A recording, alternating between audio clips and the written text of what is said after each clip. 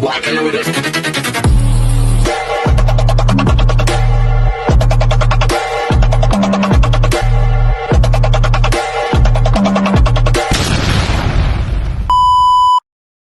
Hello beautiful people! Welcome back to my channel. This is your Mama Sam dito sa Sam Sam TV. Kamusta naman kayo mga amigo, amiga, kumare at kumpare? Sana lahat kayo ay okay na okay ngayong araw na to. Syempre ko ako naman ang tatanungin nyo. Kita naman ninyo ang fresh ng beauty natin. So katatapos ko lang mag-exercise. So ayan, nag-running tayo this morning. Dahil syempre kailangan na natin magpaganda ng katawan dahil this coming November, syempre a-attend tayo ng Miss Universe. Are you excited? Kasi ako yes, sobrang excited na ako. Lalo na nakikita natin na grabe ha, umaarangkada ng bonggang-bongga ang pambato natin na si Atisa Manalo. At syempre kailangan natin pantayan ang ganda niya at ang ganda ng katawan, charot. So yun, so syempre plano ko kasi umora talaga sa Miss Universe ng bonggang-bongga. Gusto ko kasi mag-outfit, gusto ko umeksena, gusto ko pasabog, charot. So yun, yung alam mo yun, yung gusto ko umeksena kasi syempre minsan lang naman, di ba? Anyway, so ngayon ay ayan, katatapos ko lang mag-exercise. It's a Saturday morning na morning, ayan, nag-exercise tayo ng bonggang-bongga. May mga obre dyan sa loob ng aquarium na yan. Grabe, may panalo. Nakikita nyo ba yung naglalakad na yun? Ayun, talagang winner na winner at panalo ang kanyang nota, charot. So yun, yung alam mo yun, naglalakad siya lagi na naka white short pero yung kita talaga yung bakat na bakat talaga yung patutoy niya ng bongga-bongga. Nakakaloka, talagang widam talaga ako. By the way, so ganun talaga, sabi nga ganun, kumain ka ng banana every morning. No, diba? Ang ganda lang.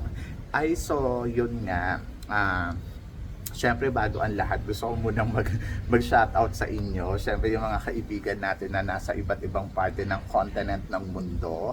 Maraming salamat sa suporta at pagmamahal dito sa Sam Sam TV. So pag-usapan natin ngayon, syempre si Tara Valencia. Si Tara Valencia na uma-eksena ng bonggang-bongga sa Miss Supranational. Tingin ba ninyo, tama ba ang mga paandar? Tama ba ang eksena? Tama ba ang pasabog ng Tara Valencia sa Miss Supranational? Diba? Talagang arangkada kung arangkada, palo kung palo, at talagang sabi ko nga, grabe ha, talagang ayaw magpaawat ng Tara Valencia. At feeling ko lang, talagang hindi talaga siya magpapakabog. So in fairness, gusto ko yung styling na nakikita ko sa kanya, ang ganda. Tapos gusto ko yung mga paandar niya, talagang grabe. Yung makeup ng lola mo, pak na pak. Ang nagustuhan ko kay Tara Valencia, marunong siya mag-ayos ng hair, no? Talagang yung hair niya, alam niya kung ano ang maganda sa kanya. Minsan nakapusod, minsan nakaladlad, minsan naman ang ayos niya ay tawag dito, naka-pony lang, pero alam mo yun, ang daming styling. So marunong talaga si Tara Valencia pagdating talaga sa mga paandar. At yun yung isa sa mga gusto ko talaga sa kanya. Sobrang winner kung paano siya mag-execute ng beauty niya dito sa Supranational. Yung alam mo yun, yung alam mo kung paano niya isasabay yung sarili niya, di ba? Ang ano ko lang dito, ang worry ko lang, sobrang aga pa ng competition. Kumbaga maaga pa, pero yung paandar niya talagang sunod-sunod na yung pasabog. So iniisip ko baka maubusan siya ng eksena pagdating na sa dulo ng competition. Ayun lang yung worry ko. And then wardrobe, oh my gosh, panalo ang mga damitan, panalo ang mga eksena, panalo ang nakikita natin talagang ganap kay Tara Valencia. Yung mga sinusuot niyang damit, my gosh, wala akong masabi. Sobrang ang gaganda, bagay sa kanya ang kulay, and then sobrang winner ng bawat eksena at ganap. At talaga namang masasabi ko, my gosh, nakakaloka. Sobrang tumbling talaga ako for Tara Valencia. At windang talaga ako sa kanya ng bonggang-bongga. Napapatingin ako kay And then, kumakabog. Yes. kumakabog pagdating sa mga, alam mo yun, kahit naglalakad lang sila, Diyos ko, hala, rampa kung rampa ang lola mo at ginawang field yung ginawa niyang field yung tawag dito, yung kanilang early morning na pagmamasyal. Diyos ko, kita naman ninyo, talagang nagpapasarela. Hindi lang maingat si Tara kasi minsan may mga kandidata sa likuran niya, hala, wala siyang pakailan. So, kabog kung kabog. So, yun, natatamaan na ng hair niya. Charot. Diba? So, yun. Gusto ko yung energy na ibinibigay ni Tara Valencia sa competition dahil sobrang talagang nakikipagkabugan, nakikipagsabayan at wala naman akong masabi kasi talagang may ibinubuga. Hindi ganun katangkada si Tara Valencia pero alam mo yon, talagang sabi ko sa iyo ay ang ganda ng mga eksena niya. Sobrang winner nung ipinapakita at palaban si Tara. So, tingin ba ninyo may reserve pa siya hanggang sa dulo ng kompetisyon? Or maubusan kaya siya ng energy, di ba? So, ako ang tingin ko, parang feeling ko naman sustain siya hanggang sa dulo. Ang gusto ko lang sa kanya ay talagang kalmado lang siya, relax. Sabi gano'n, ako, in-interview daw siya ni Luis, tapos parang hangin daw.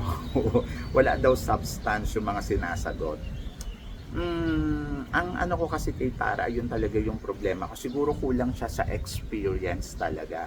Ang masasabi ko kasi kay Tara, to be honest, marunong naman si Tara, marunong mag-English, marunong magsalita. Ang problema lang siguro yung lalim ng experience niya at saka yung mga pananaw niya sa mga bagay-bagay. Ayun talaga. So medyo mababaw.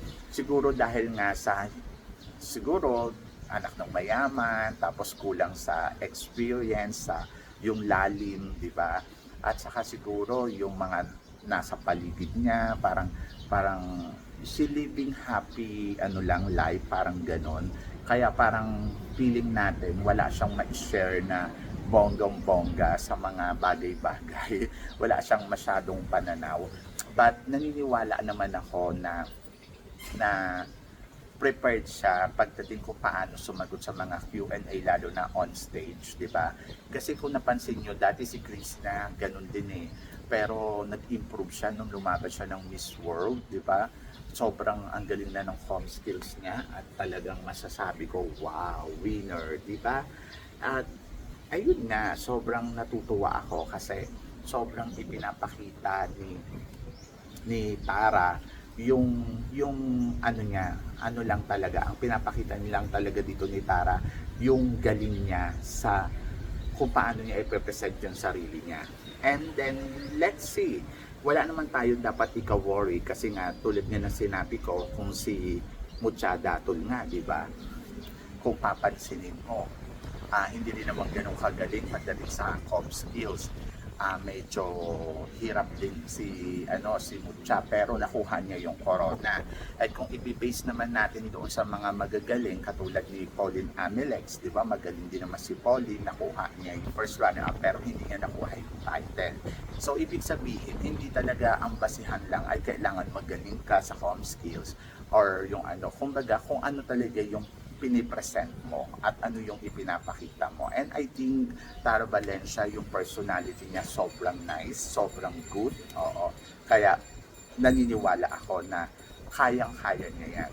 Kung doon naman sa Q&A, wala naman tayong dapat i-problema doon kasi kumbaga parang hindi lang naman ang galing sa Q&A ang basihan. Tulad nga na sinabi ko, may mga kandidata tayo na talagang magagaling pagdating sa Q&A pero hindi rin naman sila nanalo. Pero meron naman tayo mga kandidata na hindi naman ganun kagaling sa Q&A pero nananalo, di ba? So yon. Kaya laban lang. So kumbaga support na lang tayo kay Tara. And then siguro tingnan natin kung ano ang kahihinatnan ng laban niya dito. Pero gusto ko talaga yung energy na binibigay niya, sobrang lakas. So doon naman sa nahihinaan sa Q&A sa kanya, saka na lang natin muna problemahin yan kapag malapit na talaga yung finals night. So for now, siguro i-enjoy muna ni Tara at saka supportahan natin si Tara sa kanyang laban dito sa Miss Supranational ngayong taon na to. So laban lang, kaya natin yan.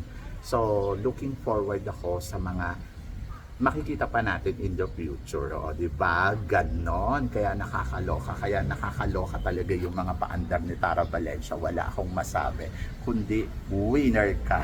So, yan. So, kayo guys, ano guys, ang tingin ninyo din sa pinag-uusapan natin ngayon? I-comment below mo yan para at least malaman ko naman kung ano naman ang chika mo kay Tara Valencia. So, syempre maraming salamat sa inyo lahat sa suporta at pagmamahal na binibigay ninyo syempre dito sa channel ko. At sa mga hindi pa po nakaka-subscribe, please don't forget to click like and subscribe my channel at i-click nyo na rin po ang notification bell to more updated syempre sa aking mga chika. Sabi ng ganun, always keep smiling and laban lang. So guys, hanggang dito na lang.